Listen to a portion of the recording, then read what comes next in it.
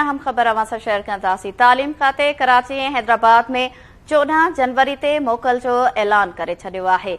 Breaking news अवां सां share कयूं पिया। तालीम खाते कराची ऐं हैदराबाद में 14 जनवरी ते मोकल जो ऐलान करे छॾियो आहे।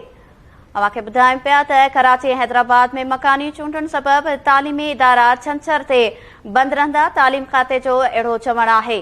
अहम ख़बर अवां सां शेयर कयूं पिया। तालीम खाते पारां 14 जनवरी ते कराची ऐं हैदराबाद में मोकल जो नोटिफिकेशन बि जारी करे छॾियो आहे।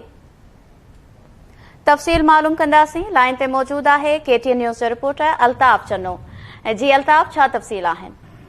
जी बिल्कुल रोशनी, अॼु सिंध में समूरा जेके सरकारी ऐं निजी तालीमी इदारा आहिनि उहे छंछर ते बंदि रहण जो जेको नोटिफिकेशन आहे उहो जारी कयो आहे। इलेक्शन कमीशन जी हिदायत ते तालीम खाते 14 तारीख़ ते मोकल जो नोटिफिकेशन जारी करे छॾियो आहे। कराची हैदराबाद डिवीज़न में तालीम खाते जा जेके मुलाज़िम आहिनि उहे ड्यूटियूं सरे अंजाम ॾींदा, अहिड़ो चवणु आहे।